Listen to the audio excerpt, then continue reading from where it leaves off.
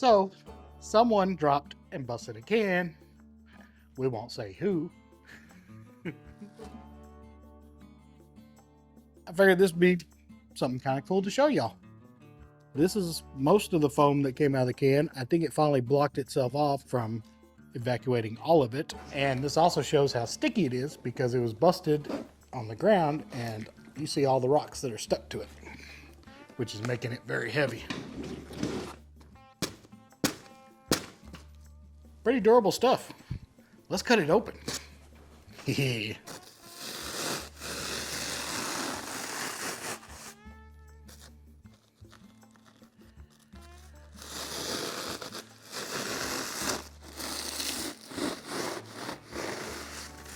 That's different than I thought it would be.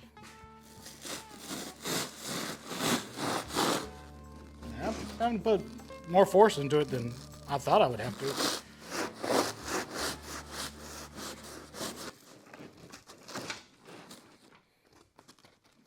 Now, this has been sitting out in the sun for a few days. That's why they say don't use this in spots that are exposed to the sun. You see the color change? There we go. I mean, it's pretty solid, durable stuff, and that wasn't even sprayed correctly. That was just it coming out of the can, unshaken, not a good mix, just being dropped. And I dropped a lot of the cans. She just happened to drop one, I guess, in the perfect spot to make it bust open. I mean, this really isn't scientific. Just figured take advantage of what we had.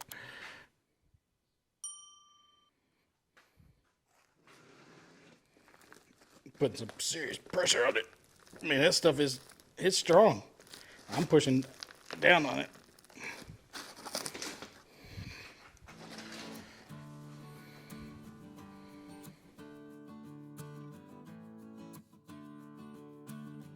So we've all seen those DIY spray foam videos online, and a lot of us have wanted to do spray foam in our shop or our house. We call to get a quote and your knees start buckling because it's so expensive.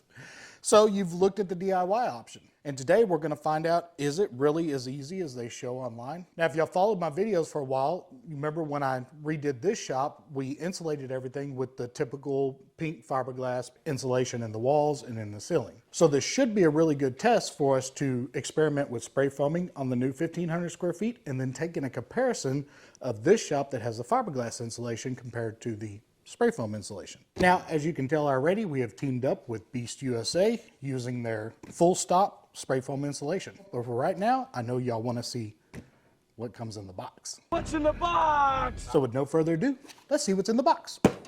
Now here's what's in the box. So in your kit is going to come with 12 large cans of spray foam. Each can underneath the cap comes with 2 different tips. I'll cover those in a minute. It's going to come with 2 cans of the cleaning solution, which you really want this.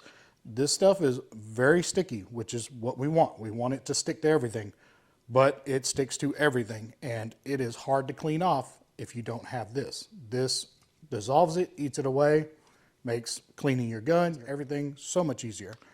You can actually hook this up to your gun, spray your gun out with it, but it also comes with a spray nozzle you can put on top of it and spray the outsides, dissolve down the spray foam. So this is really convenient. It's a really smart idea. So if you're thinking about just buying the spray foam in a gun and saving a little bit of money on the kit, you really want to make sure you have this. It's also going to come with 4 sets of gloves. These are actually pretty decent gloves. And as y'all know, I have big bear claws. So usually whenever we get gloves in a kit, they don't fit me. So I had to use my own.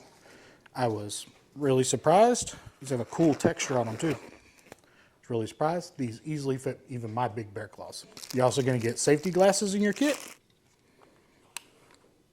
Fancy. These are really nice safety glasses because they even have where it comes around the edge to protect your eyes. Your kit's also going to come with protective coveralls. And again, I was really surprised by the quality on these and the size because they fit me. Hey, pretty cool. It's even got a hood with elastic band on it to cover around your head because again, this stuff is sticky. Got the cool BEEST USA logo on it. It is a zipper coverall. But after you zip it up, if you want to, there's some peel and stick tape here. You can peel this back, stick it over, and really seal it up. Next, it comes with the spray foam gun. Actually has a tilting head. Now to install this on this gun, you just shake up your can, pop the little cap off of it, stick it on there, screw it on, you're done. Now there is an adjustment on the gun so you can control the flow. I highly recommend testing this out on some pieces, cardboard, in a bucket, box, something, before you just start spraying on the wall so you get a feel for it, adjust your flow to what you want. Now your gun also comes with these tubes. So if you got tight spots in between 2x4s, or you have to kind of reach around something to get the foam in there, got this cool adjustable hose. With the combination of being able to tilt this and tilt the hose, you can get in some really tight spaces. Now it also comes with these fine tips. See a little tiny hole. So if you have some really tight crevices, you need to get foam down in there, this is going to be your best bet. If you try to just shove this down in there and spray foam, it may not penetrate into it. It may just sit on the outside of it and start spraying foam. So being able to have this to reach into that tight spot and get the foam deep in there can be really useful. So you have several different ways you can spray the foam.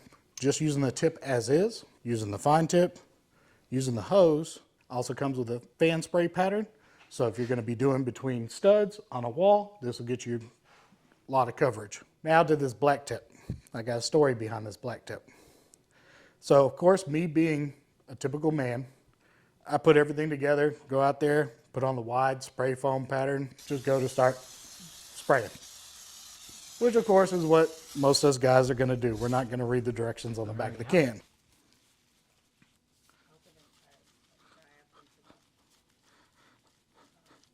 I don't think it likes to be at that angle. It really doesn't like spraying that way. So you'll see here in the video about the first 4 rows is me spraying with this wide fan pattern. Well, luckily I have an amazing, awesome wife who likes to read stuff, and as I'm working, she's reading the directions on the can. And come to find out, this black tip is specifically made for doing above head, like ceilings and attics and stuff. I'll explain why that's important. So you can see with the can mounted, spraying a wall, all the chemicals are going down, coming out the sprayer.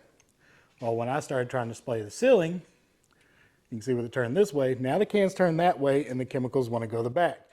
So you'll see me the first couple of rows spraying and then shaking and then spraying. I was like, man, there's got to be a better way to do this. And yeah, of course there is a better way to do this. They already thought of it. Just clicks right on the end here. Like so. And if you're looking at this tip, I don't know if you can really tell by just looking at it without spraying it, but it actually sprays up like this. So when I'm going to do the ceiling now, I can just spray like this. So my can's still coming down, filling up the gun the way it's supposed to, and I'm getting coverage. So I did 2 rows like this with the gun, shaking it, spraying, shaking it, spraying, when if I would have just read the directions and put the correct tip on, it would have saved me. Now, everything with this kit is great. There are 2 things that I wish they offered. Booties to go over your shoes, because I got spray foam all over my boots, which they're just nasty old work boots, but if you have nice shoes, they would run your shoes because it's hard to get that stuff off. So I wish that it came with booties, and I wish they offered, oh, let me get this. That's not a knife, that's a knife. So I actually purchased this off of Amazon to, honestly, to save my back and my knees. This gun is going to work great for doing walls. You can go all the way to top, bottom. This is going to be great for walls. For doing the super high ceilings like we had, I would have to go up and down the ladder, spray, move the ladder, spray. So being able to have this 4-foot, I can reach almost 10 feet front and behind me.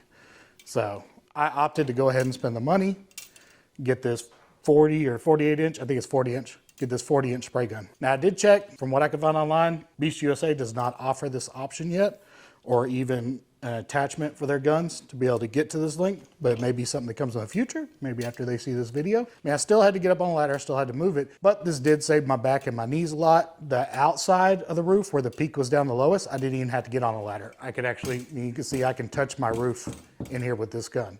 So I was able to do this from standing on the ground, opposed to needing to get up on a ladder to use this one. Now let me cover this real quick. If you use the 40-inch, you're going to need to take the tip off of the BEEST and put it on this 40-inch, because this one came with a little bit smaller tip, so their caps didn't fit on this one. So I just unscrewed this one, screwed it onto here, and it worked perfect.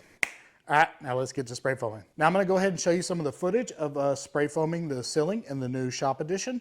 And while that footage is playing, I'll cover some of the more technical stuff about the spray foam you may not be aware of. Let's go spray some foam.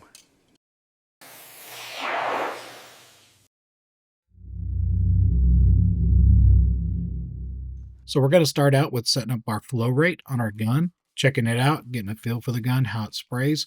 Now it's recommended in the instructions to mist the surface area with water before you spray the foam on, but it doesn't say why.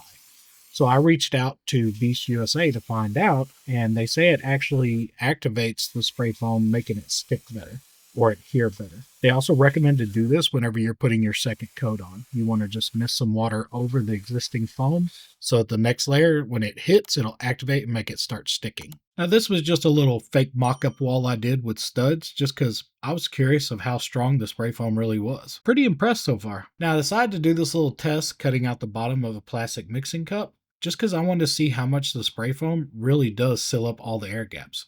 So we're going to put a little bit of foam in this and fill it with water and see what happens.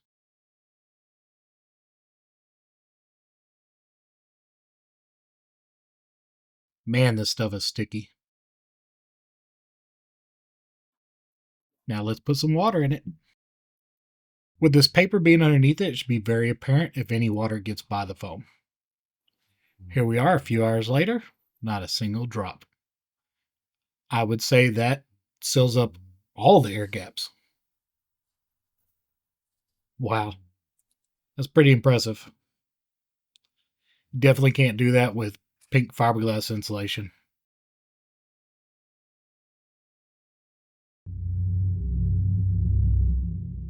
I decided to go ahead and spray foam the roof before the concrete went in. That way I don't have to worry about putting down plastic, and I can use my water hose and mister to mist the surface and not have to worry about making a big mess. Now what you're seeing is the wrong way to do it. I've got the wrong tip on, which is causing me to tilt the gun way too far back, so we're getting a bunch of air in the tip, making a popcorn foam instead of the actual liquid foam. Now this is footage with the correct tip on. You'll also notice that I'm going nice and slow. If you start trying to put the foam on like you would spray paint and you go back over an area you've already sprayed foam down, the foam actually needs a few seconds to become sticky. So if you spray it down and go right back over it, more than likely you're just going to blow the existing foam back off. So I figured out to just go nice and slow, let it build up, lay down, and then leave it alone. Come back later, put your second coat on. That stuff's starting to set up good over there. Yeah, it's starting to expand there. Yeah, look here. As you can see here, after giving it a few seconds, it really starts to expand, and you can see how many rocks this thing picked up. It gets super sticky as it sits. All right. This is another example. You see how it's blowing the foam off? Yeah, we're still using the wrong tip here, but you can see how going back over the area that I already put spray down, it's blowing chunks of it off onto me. I gotta slow down. I can't go back over it immediately. You also see this going back and forth pattern. This is not the best way to do it. For a nice uniformed finished look, you really want to go the longest way of the area that you're spray foaming. You don't want to make a bunch of short passes back and forth, because every time you stop when you go up and go down, you're building up more where that stops at, just like you would, spraying a paint gun. I mean, my technique was horrible, so it's not as thick as it could be, but bottom's good. There's about 2 inches there. Now we're starting to figure it out. Nice, slow, long pattern. Still the wrong tip though. You can see all the popcorn flying everywhere because we're getting mostly air out of the can instead of chemical. I decided to go with spray foam instead of fiberglass because I wanted better insulation, a much better air seal, and I didn't want to deal with gaps, drafts, trying to fit fiberglass around every corner and brace, or fighting to hang it from the ceiling. One thing I really like about the BEEST USA foam is that it expands enough to fill all the weird gaps and hard to reach places, especially around the metal framing, corners, and roof sections. Once it cures, it creates a solid insulated barrier instead of just stuffing fiberglass in the walls and hoping there are not a bunch of little air leaks. It is great for sealing around walls, doors, corners, and rim joists, so you are not losing air through all those little gaps you normally do not even think about. Another thing I liked is how easy it was to use. The kit is designed for first-time DIYers and comes with everything you need, including the spray gun, safety gear, and instructions. There are no pumps, compressors, or special tools required. You basically open the box and get to work. I ended up doing 2 coats throughout the shop. The first coat gave me a good base layer, then I came back and put a heavier second coat over everything to build up the thickness. By the time I finished the ceiling, I had gone through around 96 cans total, which was 8 boxes. Price-wise, this ended up being almost the same price as R13 fiberglass, and actually less than buying like R19. The foam also has an R value of about 6.5 per inch, so you're getting a lot more insulation in a smaller space, helping keep the heat out during the summer and the warm in during the winter. Now, quotes for having a spray foam company come out and do this were ranging anywhere from $5,000 to $7,500, so pretty massive savings doing DIY kit. Now, if you've been watching my videos for a while, you know even though we live out in the country, we still have a lot of outside noise. We live right by an airport, and then we got goats, donkeys, mastiffs, horses, so we get a lot of noise in the shop. One of the things that surprised me most that it didn't even cross my mind when I was thinking about doing the insulation was how much quieter the shop became after adding the spray foam. I don't get that out of my front shop with the fiberglass insulation. So not only does it help with temperature, but it also cuts down on a lot of the echo and the outside noise. And in a metal roof building like this, that makes a huge difference, especially when I'm filming for you guys. So for me,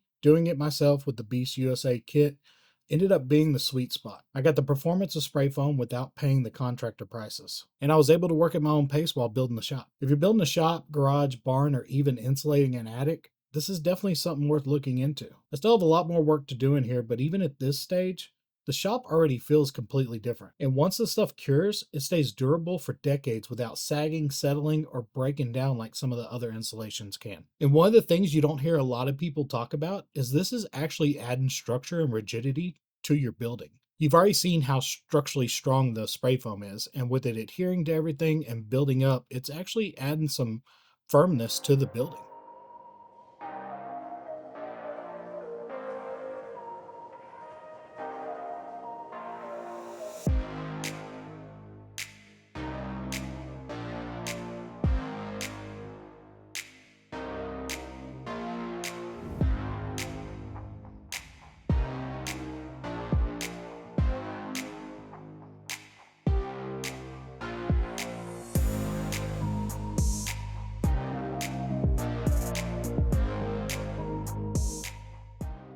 So there you go, guys. As you've seen, it was pretty easy install. You don't have to be a rocket scientist to be able to do it. It's kind of point and spray. You start getting a feel for it, getting a technique down. Goes pretty smoothly.